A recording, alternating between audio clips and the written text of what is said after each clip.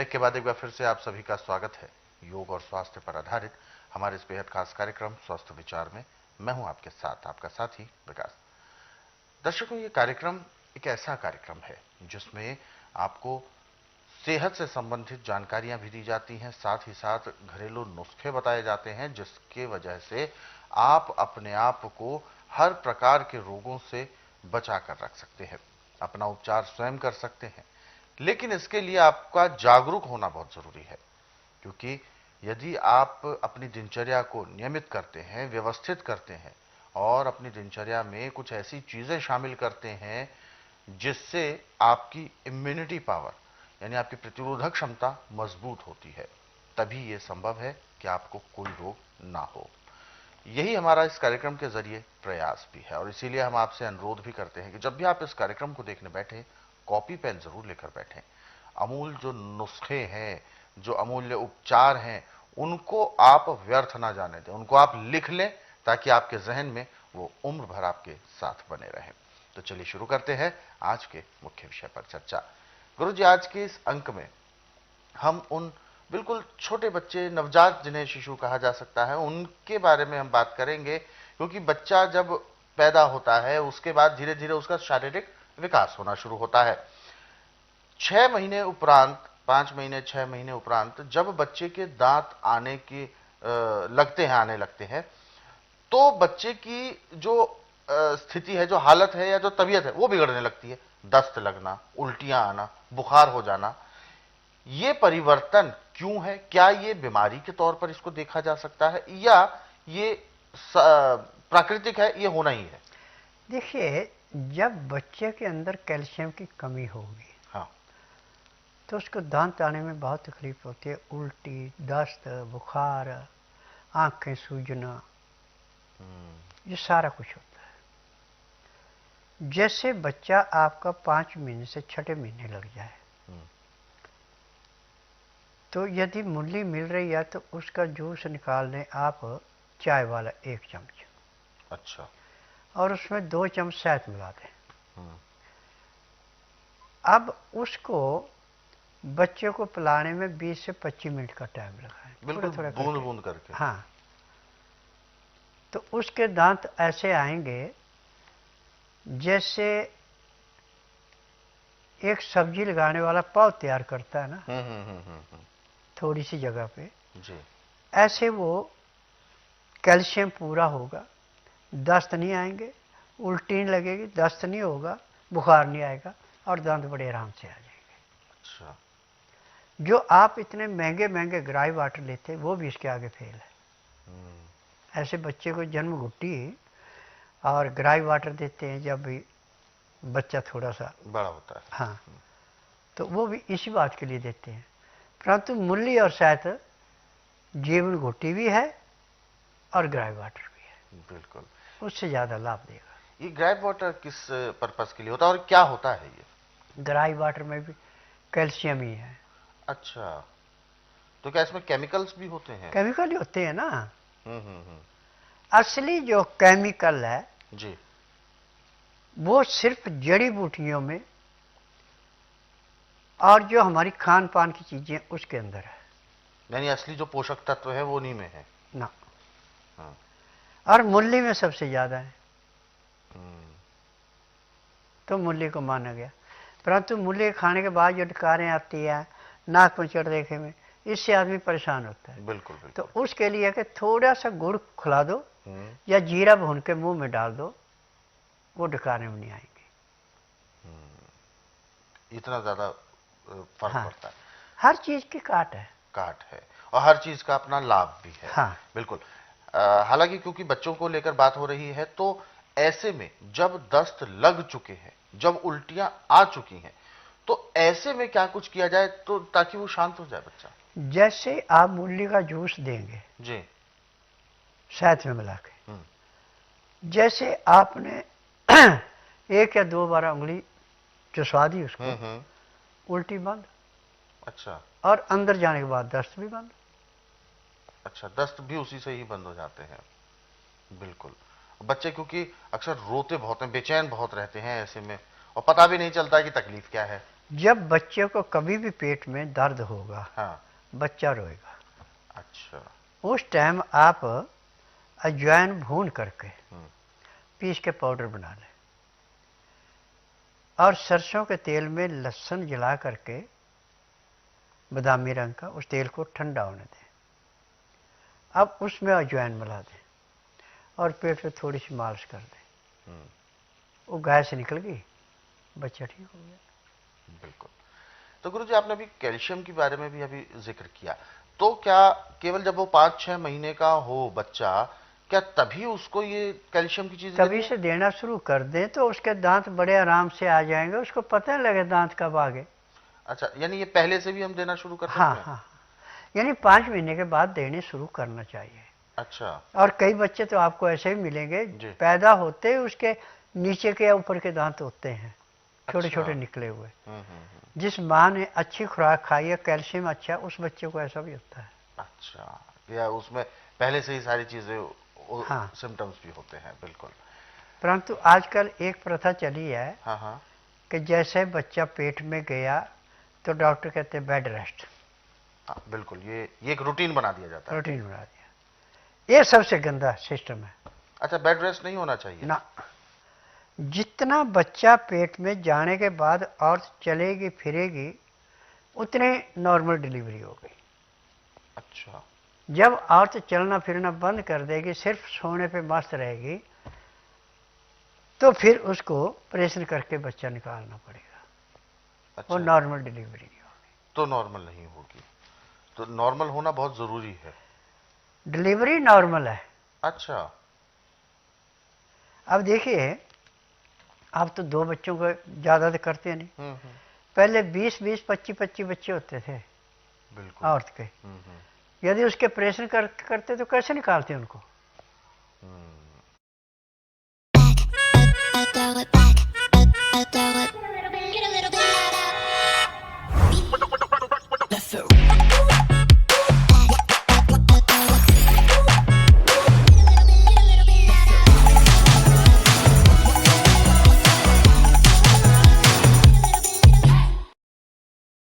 निकालते उनको,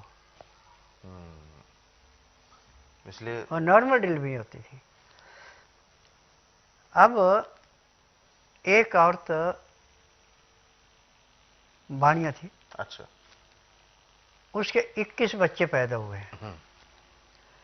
21 में से 14 लड़की थी, 7 लड़के थे, और सारे सारे जीवित।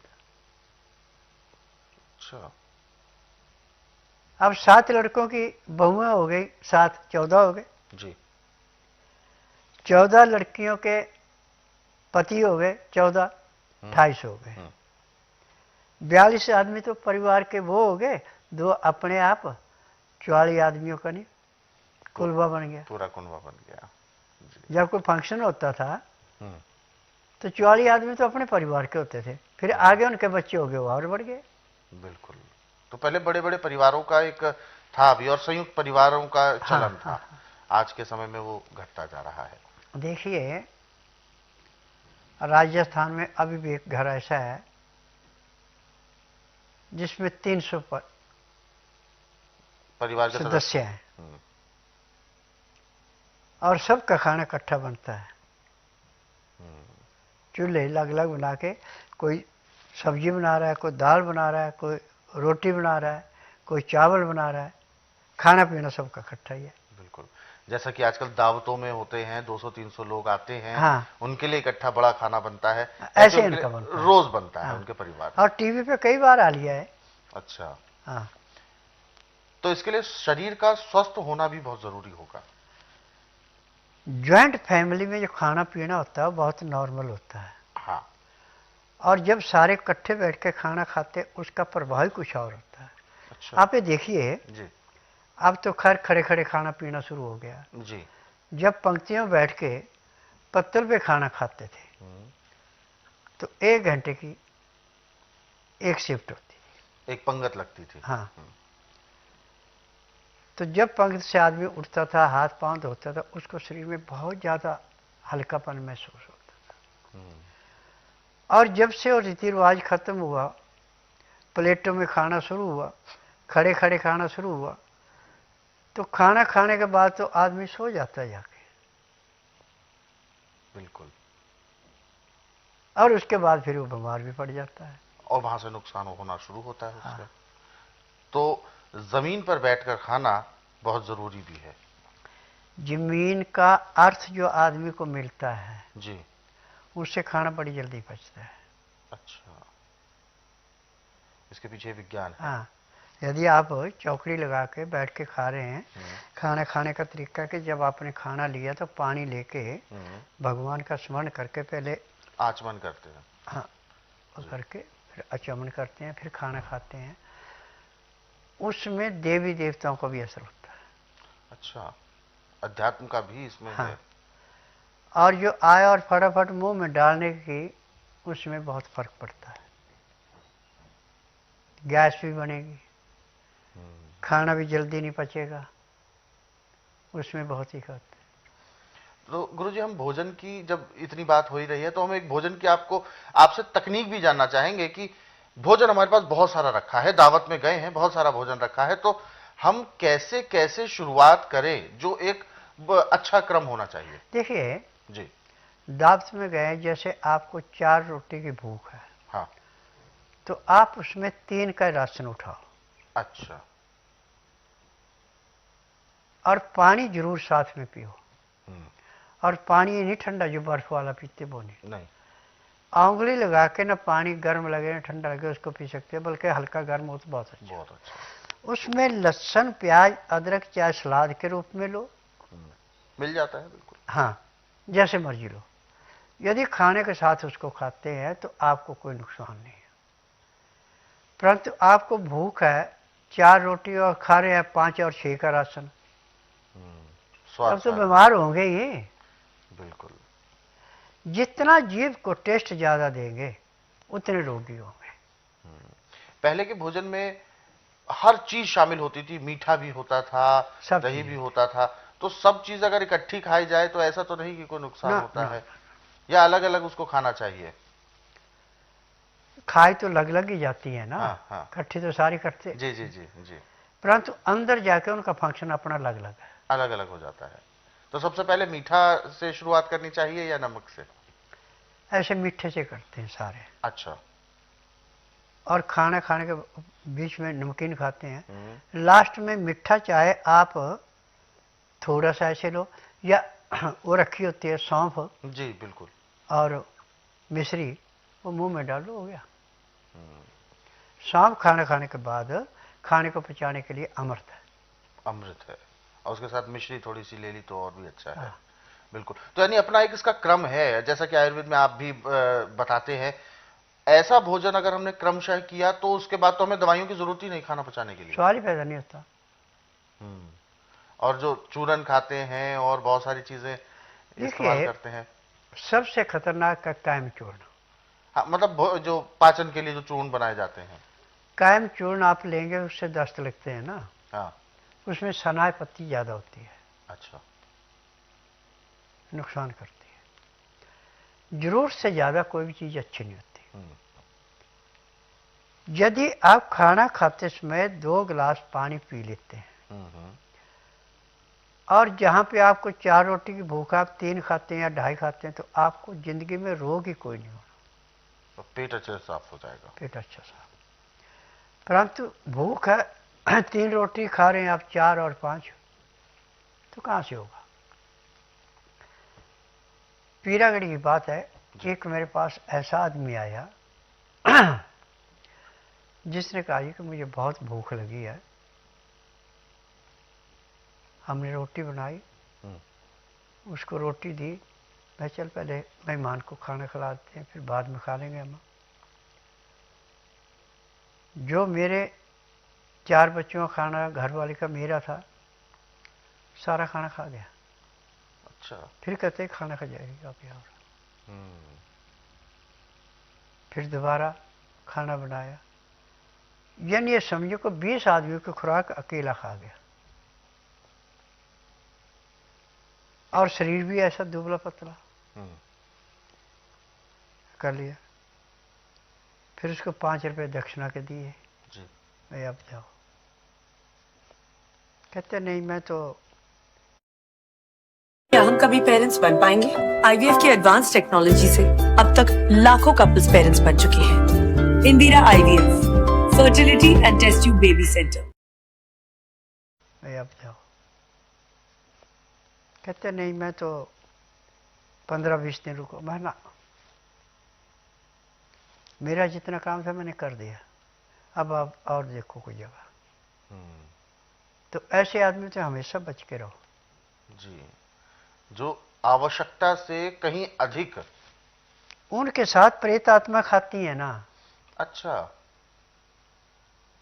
आह्वान कर लेते हैं उनका, वो खाती हैं।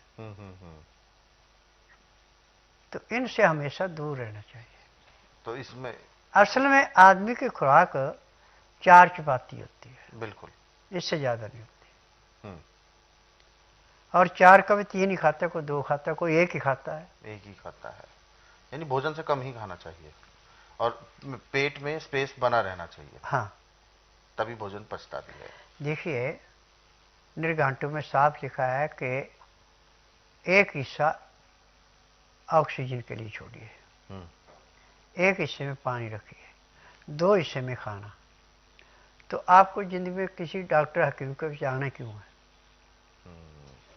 हमारा अपना शरीर ही खुद बहुत अच्छे से काम करेगा। हाँ। बिल्कुल। तो दर्शकों, ये जो नुस्खे हैं, ये जो उपचार हैं और ये जो तरीके हैं, और आज के इस कार्यक्रम का जो मूल उद्देश्य है वो भी सार्थक हुआ, क्योंकि आप सभी से जो चर्चा हमने की वो आपके अपने स्वास्थ्य के लिए थी, और पेट को हमें कैसे अच्छा रखना है उस विषय को भी गुरुजी ने बहुत बखूबी तरीके से बताया। कैसे हमें खाना चाहिए, क्या ढंग होना चाहिए भोजन का, वो क्रम क्या है, और वो पोजीशन क्या होनी चाहिए, यानी हमें सुखासन में बैठना चाहिए। इस तरीके की छोटी छोटी चीजें यदि हम अपने दिनचर्या में शामिल करेंगे तो यकीनन हमें बहुत लाभ होगा और हमारा स्वास्थ्य भी बेहतर होगा। दर्शकों, हमारे इन कार्यक्रमों को यदि आप अपने सरल सुविधाजनक समय पर देखना चाहते हैं तो YouTube के जरिए भी देख सकते हैं। हमारे YouTube चैनल्स हैं स्वस्थ विचार सेहत की बात, एक और YouTube चैनल है स्वस्थ विचार घरेलू नुस्खे। इन सभी को आप सर्च करें, सब्सक्राइब करें और इन कार्यक्रमों को जरूरतमंदों तक शेयर भी जरूर करें।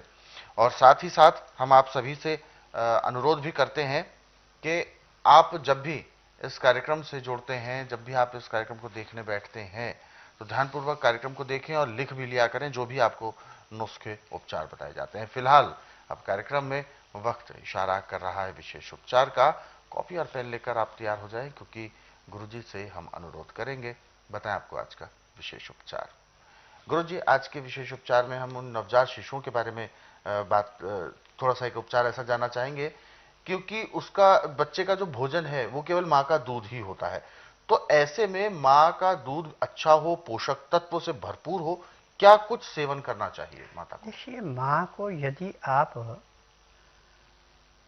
3 महीने तक तो ज़्यादा कर गाय का दूध, अच्छा, या बकरी का दूध या सोयाबीन का दूध उसके साथ खाना खिलाएं, और उसको सुबह शाम 1 केला फेंट करके शहद मिला के दूध में दें। बच्चे का शरीर, औरत का शरीर ऐसे रिष्ट पुष्ट होगा कि जब 3 या 4 महीने का बच्चा हो जाएगा तो बच्चा तो ऐसे लगेगा जैसे 6 या 7 महीने का है, और औरत ऐसी लगेगी जैसे कुंवारी है। बिल्कुल, यानी सेहतमंद होंगे दोनों, जच्चा हाँ। बच्चा दोनों। बिल्कुल। तो इन छोटी छोटी चीजों को आप जरूर ध्यान रखें और अपने सेहत का आपको ख्याल बहुत अच्छे से रखना है। दर्शकों, आप हमारे इन कार्यक्रमों के साथ जुड़ सकते हैं। हमारे इंस्टाग्राम पेज से भी आप जुड़ें, फेसबुक पेज से भी जुड़ें, सब्सक्राइब करें, लाइक करें और जरूरतमंदों तक इन कार्यक्रमों को शेयर अवश्य करें। फिलहाल अब कार्यक्रम में वक्त हो गया है विराम देने का। गुरुजी, आपने अपना कीमती मार्गदर्शन दिया, बहुत बहुत धन्यवाद। नमस्कार। नमस्कार।